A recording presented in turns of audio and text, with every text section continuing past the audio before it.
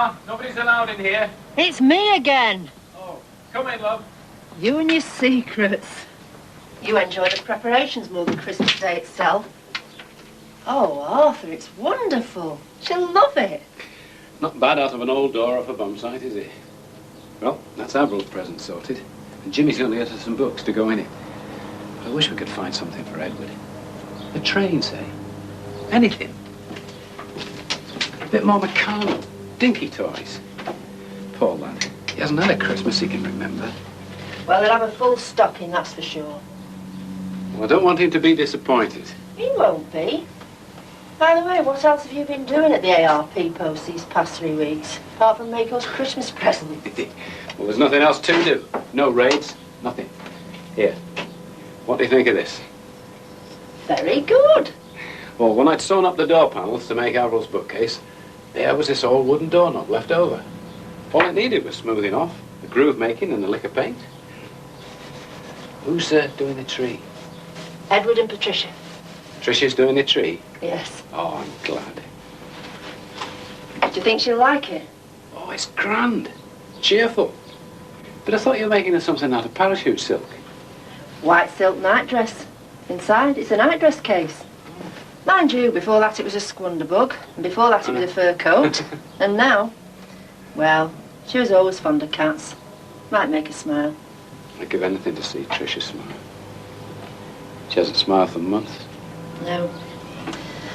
Well, I'll wrap it up now you've seen it. I'm hiding the presents in the Morrison. Give us a couple of minutes for the glue to dry before we cut it up. Oh, you'll have to try and get Avril out of the way when I bring this through. I'll think of something. I don't catch cold, it's bitter in here. Oh, hold on. Have a look at that old board in the corner there. I just thought of something for Edward. Why?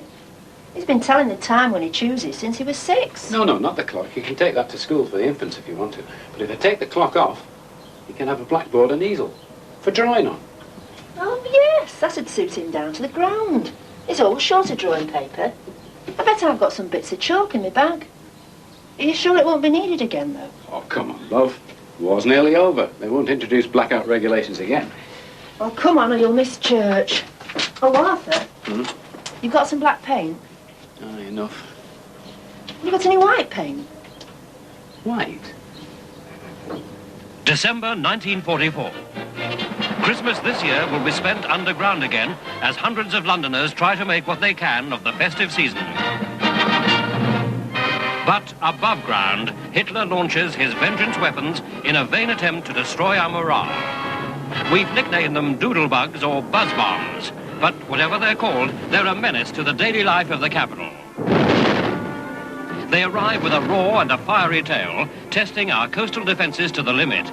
At first, they were thought to be crashing enemy planes, but it was soon realized there were no pilots flying them. Sometimes the doodlebug gets through, and when the fuel runs out, the engine cuts. There's little warning. The silence is ominous.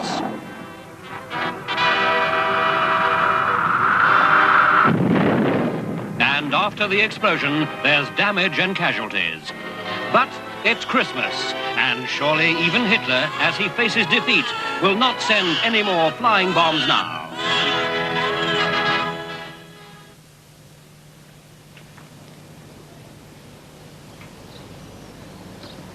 The old farmyard animals. They come out every year. Bruce wants you to keep the ring, Tricia. How is he? Honestly. Improving. In himself, he's very well. I wish you'd let me go to see him. I'm not afraid. You've seen him. Yes. But he'll let you go to see him. But he's tried to explain in his letters, hasn't he? He wouldn't have been so badly burned if he'd bailed out sooner. But there were houses down below, and he couldn't have crash-landed down there. By the time he did get down, the cockpit was in flames. Well, his burns are healed now. But it takes time and patience and tremendous skill. He's often in pain. Sometimes the skin grafts don't take and... Oh, but you know all about that. Exactly. Look, I am trained. I've seen some terrible injuries. We've got some convalescing airmen at the infirmary. Strangers. Not your close friend. Patients, not people you knew before. I know what to expect. He won't change his mind, Tricia. He wants you to keep his photograph and remember him as he was. He'll never look the same again. He never wants you to see him. Not as he is now. Suppose I just go uninvited, what then? Oh, no, please. Don't. He's with a crowd of very brave lads who've all shared the same experience. They make jokes. Mirror, mirror on the wall, who is the ugliest of us all? Together they keep cheerful. They don't want outsiders. Oh, I didn't mean... not even mothers. Bet their nurses have a mad time on the wards over Christmas. All those RAF lads larking about. We do at the infirmary. I'm off duty tomorrow afternoon, so it'll only be half a day dodging the mistletoe. What do you think to the tree? It's charming. Well, the star's a bit dingy. We've had it since Jimmy was little. And the red glass ornaments, they're beads from Mum's necklace that conveniently broke its thread. And Mum found Edward some white paint to make the fir cones look frosty. The snow, well, that's cotton wool I helped myself to at work.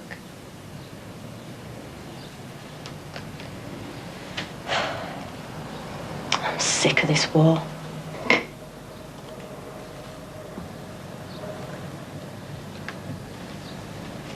Come on, love, hurry up. Oh, Mum! Oh, I'm not looking. You going to be ready for church? Yes. I don't know what's keeping Anton. Said he'd bring the chicken first thing. Don't talk about it. We shan't be eating it till tomorrow. My mouth's watering already. I'm going to stuff it with chestnuts. We'll have onion sauce and real gravy from the giblets. Shut up, you're torturing me. I don't suppose Anton will forget us. He's going to the Halliwells when they've got back from taking Christmas presents to Mary's cousins over Manchester way. I dare say I'll bring Mary with him. I don't care, as long as he brings the chicken. Come on, love it. Oh, they look real. You weren't supposed to see it. They are real, though.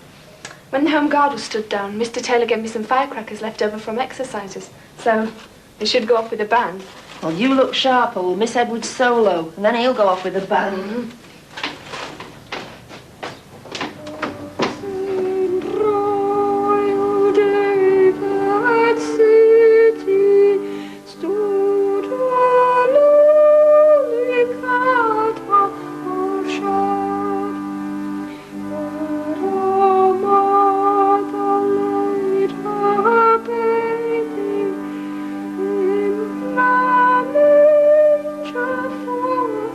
Is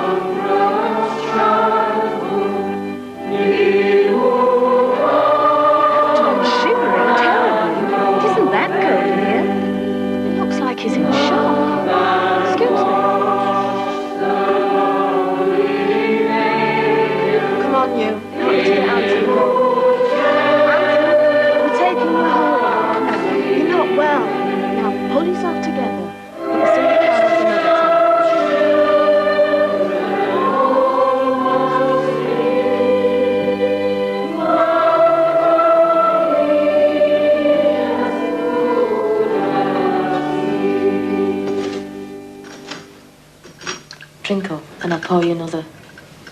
You feeling warmer? Sure. Gee, thanks, Tricia. I wouldn't have known what to have done without you folks to turn to. Yes, well, we'll tell Mum and Dad about it on the quiet. Better keep a brave face on in front of Avril and Edward, though. They'll hear soon enough. We did hear. Going over early on this morning. But people just said there'd been a surprise Doodlebug attack on Manchester. And most have missed the target.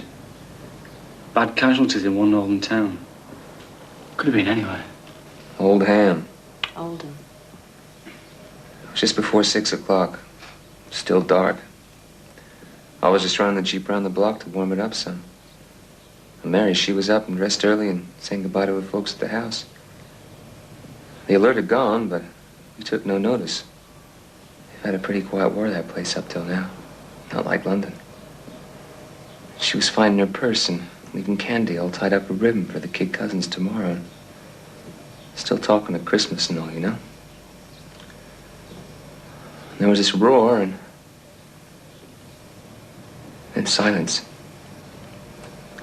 And I was more worrying about getting the Jeep back to camp before anybody knowed I borrowed it, and then crash. The street rocked, and with glass all over the sidewalks, and folks pouring out of their collapsing homes and crying out for those still trapped, and dust. And I swore some and ran back, and the house had gone. Then there was this warden there, and police, and I did what they told me, shifting rubble. I guess they'd been caught on the hop some. They weren't expecting nothing like this, you know, being Christmas Eve and all. And the ambulances come along. And first one I see carried out dead's one of the kids. The baby. And an old lady. Mrs. Halliwell's aunt, I guess. And Mary. Here, have some more tea. Then I'll get those glass splinters out of your hands if you bother. Darned if I know how I got back here. Must have followed the road, I guess. Well, you're safe for now. Jimmy's safe for the time being. You could have both been killed at the Ardennes if they'd sent you to the front. It seems to me, wherever we are, nobody's safe till this war's over. Each day we stay alive, it's something. Well, it's something. I'll get the first aid box. Mary. Just don't seem true. Full of fun. So pretty. She was a real nice girl. I guess we shouldn't have gone to that party last night, maybe. I'm all glad you were there this morning, you know. I gotta be back to camp by 8 o'clock and give her a rousting, you know. Mary, will you quit messing around, hurry up? I'll go start the Jeep. She just looks at me with those eyes, you know, that easy way she has, and she just says, "Don't be silly, Anton. Everyone's nice to each other at Christmas." Listen, I gotta go see her Ma and Pa. You know, there ain't no way I can keep a brave face on me for Avril and Edward.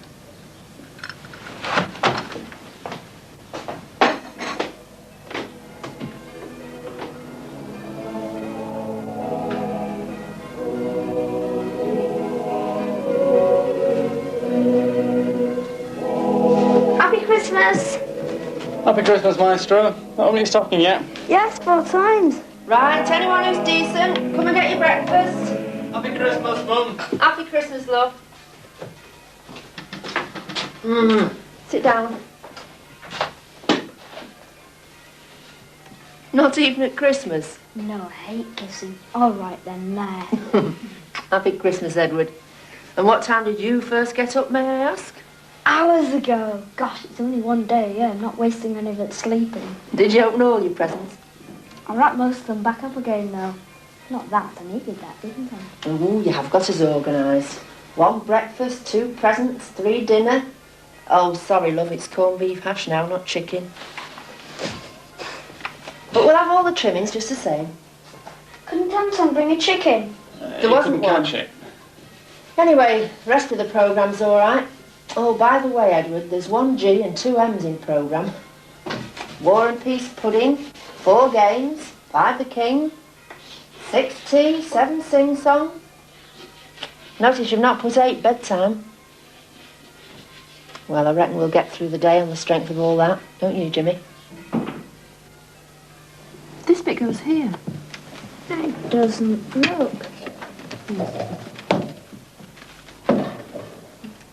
When will you be going overseas, Jimmy? The new year, I reckon. Dispatch driving again. There. All set for the King. Dad, you're supposed to wear your hat, not read it. Oh. Sorry. What do you think of my newfounded pen? You must have spent weeks searching through the shops for that, Tricia. I was lucky. 14th place I tried had 'em in stock, so I bought 2 straight off. Bruce will be delighted with his. I hope so. No excuse not to write now, has he? I'll go and help Mum with the tea. Tell her the King's coming on the wireless in a minute, will you? What shall we play after? Charades? Aye. Once more, Hush, everyone. The King. God bless him. on Christmas Day, I speak to millions of you scattered far and near across the world. A full measure of that courage and faith in God which alone enables us to bear those sorrows and face new trials until the day when the Christmas message, peace on earth and goodwill toward men. Oh, you're pushing. Can you move the settee forward a bit, Dad? Oh, yes. Hold on. A few more months and we should be able to get rid of the Morrison and get near the piano again. Return to civilization. What about Silent Night, Edward? Aye. Sure thing, buddy. No, it's a German carol, isn't it? That's why I want it. It's for everybody. It's a Christmas carol. You can't be expected to realise it, love, but it isn't always wartime. War can last a long time, but Christmas goes on forever. Sing up, Edward.